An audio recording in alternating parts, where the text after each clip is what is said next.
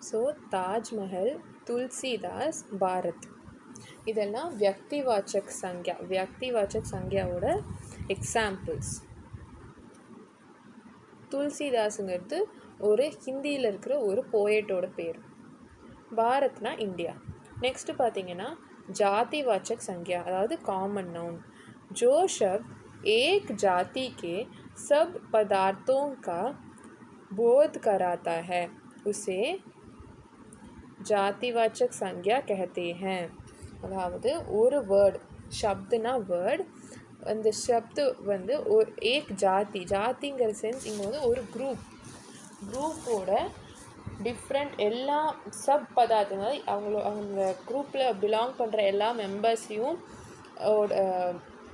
ஓட simple means அதை வந்து இண்டிகேட் பண்ணுது அப்படிங்கிற டைப் ஆஃப் நவுன் தான் என்ன சொல்கிறோன்னா ஜாதிவாச்சக் சங்யா அப்படின்னு சொல்கிறோம்.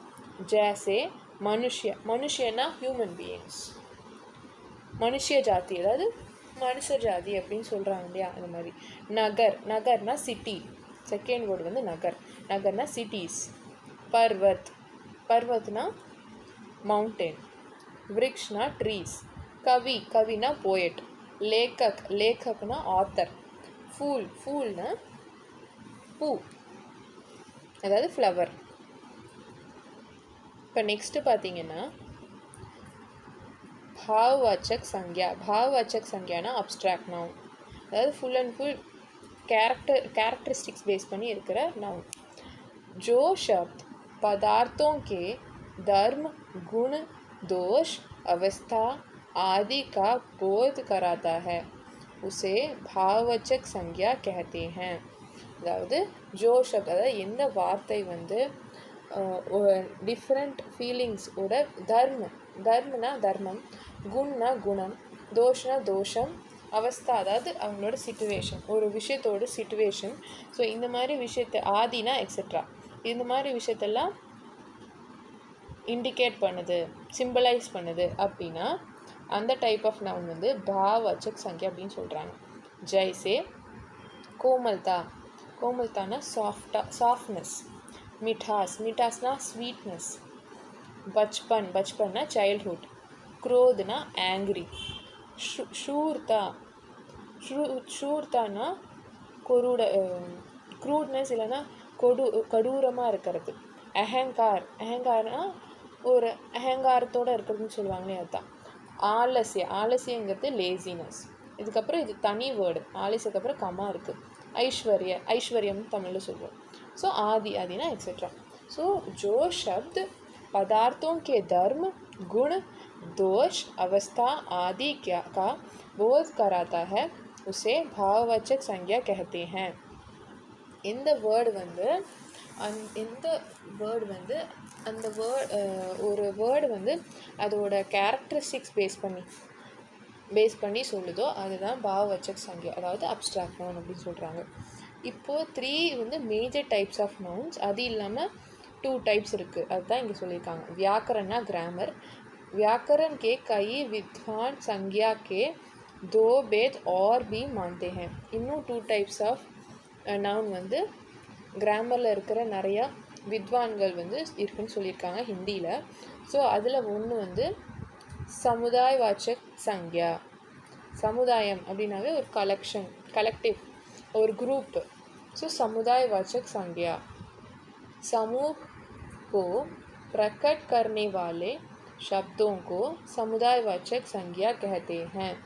जैसे कक्षा, सभा, सेना, संघ आदि. இப்போ இந்த வேர்ட்ஸ் எல்லாமே ஒரு குரூப்பை தான் இண்டிகேட் பண்ணுது. கக்ஷானா கிளாஸ் ரூம், ஸோ கக்ஷா அப்படின்னா கிளாஸ். ஸோ கிளாஸ்னால் நிறைய பேர் தான் இருப்பாங்க, ஒருத்தர் இருக்க மாட்டாங்க. சபானா சபை, சேனானா சேனை, சங்குனா சங்கம். ஸோ இது எல்லாத்துலேயுமே ஒரு ஆள் மட்டும் இருக்க மாட்டாங்க, நிறைய பேர் இருப்பாங்க.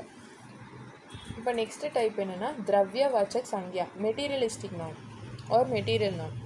जो शब्द द्रव्य पदार्थ, धातु आदि का बोध कराता है उसे द्रव्यवाचक संज्ञा कहते हैं. जैसे लोहा, सोना, चांदी, पानी आदि. ஸோ இதெல்லாம் சில எக்ஸாம்பிள்ஸ் ஆஃப் மெட்டீரியலிஸ்டிக் நவுன். லோஹானா சரி சரி சிம்பிளாக சொல்லணும்னா சாந்திங்கிறது சில்வர், சோனானா கோல்டு, பானினா வாட்டர். இது உங்களுக்கே தெரியும். ஸோ இதெல்லாம் டிஃப்ரெண்ட் மெட்டீரியல்ஸ். ஸோ மெட்டீரியலிஸ்டிக் நவுன்னா द्रव्यवाचक संज्ञा, कलेक्टिव नौना समुदायवाचक संज्ञा, अब्स्ट्रैक्ट नौना भाववाचक संज्ञा इन हिंदी.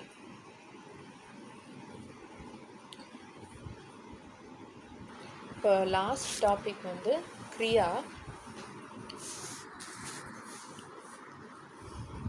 क्रियाना वर्ब, அதோட டெஃபினிஷன் இங்கே கொடுக்கலனால இங்கே எழுதியிருக்கேன் நான். जिस शब्द या समूह से किसी काम का होना या करना पाया जाए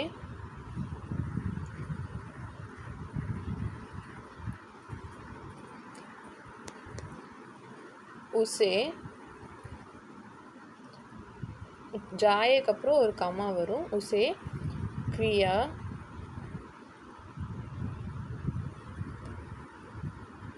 कहते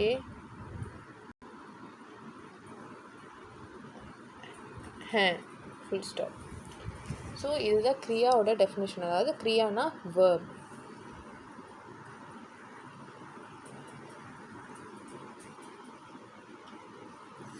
सो क्रिया के भेद அப்படின்னா काइंड्स ऑफ वर्ब. क्रिया के मुख्य रूप से दो भेद हैं, सकर्मक क्रिया, अकर्मक क्रिया. सकर्मक क्रियाना ट्रांसिटिव वर्ब, अकर्मक அப்படின்னா इनट्रांसिटिव वर्ब. सकर्मक क्रियाவோட டெஃபினிஷன். ஸோ இங்கிருந்து ஸ்டார்ட் ஆகுது. இங்கிருந்து जिन क्रियाओं के व्यापार का फल कर्ता को छोड़कर कर्म पर पड़ता है वे क्रियाएं सकर्मक होती हैं. அதாவது சப்ஜெக்ட்டு ஆப்ஜெக்ட்டு அப்படின்னு சொல்லிட்டு ஒரு சென்டென்ஸ் பேஸ் பண்ணியிருக்கோம் இல்லையா. ஒரு இங்கிலீஷில் வந்து ஒரு சென்டென்ஸ் கொடுத்துட்டு அதில் சப்ஜெக்ட் என்ன அப்படின்னு சொல்லிட்டு மெயின் பர்சன். ஸோ அதை பேஸ் பண்ணி ஒரு ஆக்ஷன் இருக்குன்னா அது வந்து சப்ஜெக்டிவ் வேர்ப் அந்த மாதிரி வரும் இல்லையா. அதே கான்செப்டை தான் இங்கே வந்து ட்ரான்சிட்டிவ்னால் என்ன, சப்ஜெக்ட்டுக்கு தான் முக்கியத்துவம் கொடுப்பாங்க இல்லையா. ஸோ இங்கேயும் சகர்ம கிரியாங்கிறதும் அதே மாதிரி தான். ரெண்டு இருக்குது. ஒன்று வந்து கர்த்தா, ரெண்டாவது வந்து கர்ம. ஸோ இதை பேஸ் பண்ணி இருக்கிற 2 டைப்ஸ் ஆஃப் வேர்ப் தான் நம்ம இப்போ பார்க்குறோம். ஸோ ஃபஸ்ட்டு ஒன் வந்து கர்த்தா பேஸ் பண்ணி இருக்குது, அதாவது கர்மத்தை விட்டுருது. ஸோ கர்மம், கர்ம அப்படின்னா அவங்களோட செயல். जिन क्रियाओं के व्यापार, அதாவது அவங்களோட செயல். வியாபார் இல்லைன்னா காரியம் அப்படின்னு சொல்லலாம். ஸோ ஒன்ஸ் அகெயின் சொல்கிறேன். जिन क्रियाओं के व्यापार का फल कर्ता को छोड़कर कर्म पर पड़ता है वे क्रियाएं सकर्मक होती हैं. அதாவது எந்த டைப் ஆஃப் வேர்ப் வந்து ஆப்ஜெக்டை வந்து ஆப்ஜெக்ட் பேஸ் பண்ணி இல்லாமல் சப்ஜெக்ட் பேஸ் பண்ணி இருக்கோ அந்த டைப் ஆஃப் வேர்ப் வந்து सकर्मक क्रिया அப்படின்னு சொல்கிறாங்க. ஃபார் எக்ஸாம்பிள் जैसेना ஃபார் எக்ஸாம்பிள் இங்கே மோகன் புஸ்தக் படுத்தா है. ஸோ மோகன் புஸ்தக் படுத்தா है மோகன் வந்து புக்கு படிக்கிறான் அப்படிங்கிற அர்த்தம். इस वाक्य में पढ़ता है क्रिया का व्यापार मोहन में रहता है. இந்த விஷயத்தில் இந்த சென்டென்ஸில் வந்து மோகன் தான் புக் படிக்கிறான். ஸோ இம்பார்ட்டன்ஸ் யாருக்கு கொடுக்குறாங்க, மோகனுக்கு. ஸோ மோகன் புக் படிக்கிறான், அப்போது புஸ்தக் படி ஜாத்தி, அதாவது புத்தகம் படிக்கப்படுகிறது அப்படிங்கிற வரும்போது இங்கே வந்து ஒரு விஷயம் நடக்குது இல்லையா, அதாவது புக்கு படிக்கிறான் இல்லையா. ஸோ இஸ் ரீடிங் அப்படிங்கிற கான்செப்ட், அதாவது படுத்தாக அப்படிங்கிற அந்த 2 வேர்ட் தான் பார்த்திங்கன்னா सकर्मक क्रिया. ஸோ செயலில் ஒரு விஷயத்துக்கு நம்ம இம்பார்ட்டன்ஸ் தரோம்னா அந்த டைப் ஆஃப் வேர்ப் வந்து सकर्मक क्रिया. நெக்ஸ்ட்டு வந்து अकर्मक क्रिया.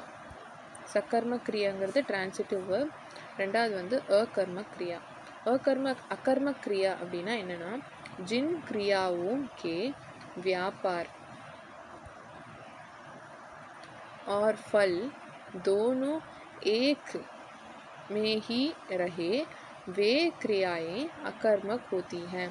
அதாவது ஒரு செயல் நடக்குதுன்னா அது அந்த செயல் வந்து எல்லாம் full and full subject base பண்ணியே இருக்குது, ஒருத்தரை டிபெண்ட் பண்ணியே இருக்குன்னா அங்கே வந்து அந்த செயலுக்கு இம்பார்ட்டன்ஸ் கொடுக்க மாட்டோம். ஒரு சென்டென்ஸில் ஒரு மனுஷனை பற்றி சொல்லியிருக்காங்க, அந்த செயலை பற்றி சொல்லியிருக்காங்கன்னா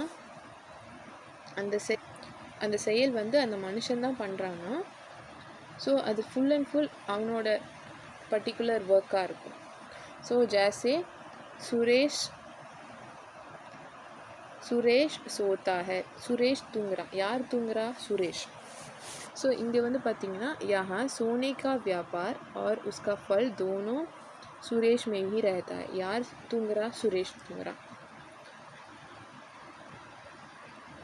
सोता है, कौन सोता है? सुरेश सोता है. சுரேஷ் क्या कर रहा है? सोता है. ஸோ ரெண்டுமே மீன்ஸ் எப்படி கேள்வி கேட்டாலும் சுரேஷை டிபெண்ட் பண்ணி தான் அந்த ஆன்சர் வந்து வரும். ஸோ இங்கே ஃபுல் அண்ட் ஃபுல் ரெண்டுத்துக்குமே ரெண்டு செயலுமே பார்த்தீங்கன்னா இது வந்து சுரேஷ் அப்படிங்கிற ஒரு பர்சன் பற்றி ஒரு இன்ஃபர்மேஷன் கொடுத்துருக்காங்க. அவன் என்ன பண்ணுறான்? தூங்குறான். சோதா ஹேனா ஸ்லீப்பிங். ஸோ இங்கே ரெண்டு இடத்துலையுமே இம்பார்ட்டன்ஸ் வந்து அதாவது subject as well as object ரெண்டுமே அவர் தான், சுரேஷ் அப்படிங்கிற ஒரு பர்சன் தான். ஏன்னா அவன் தான்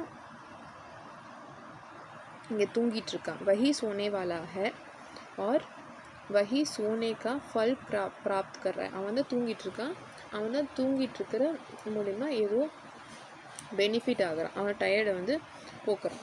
इसलिए सोता है क्रिया अकर्मक है, इसका कर्म कोई नहीं है. இங்கே யாரும் எதனாலையும் வேல்யூ ஆகலை, ரெண்டுமே அவனோட செயல்னால இது வந்து அகர்ம கிரியா அப்படின்னு சொல்கிறாங்க. So thank you for listening patiently. இதோட ஃபர்ஸ்ட் யூனிட் முடியுது. Thank you everybody. மறக்காமல் லேர்ன் வித் இந்தர்லக்ஷ்மி சேனலை சப்ஸ்கிரைப் பண்ணிடுங்க, அப்படியே லைக் போட்டுருங்க வீடியோ பிடிச்சிருந்தா. அது மட்டும் இல்லாமல் உங்களுக்கு யாருக்காவது உதவும் இந்த வீடியோ அப்படின்னு நினச்சிங்கன்னா அவங்களுக்கு ஷேர் பண்ணுங்கள். Thank you all.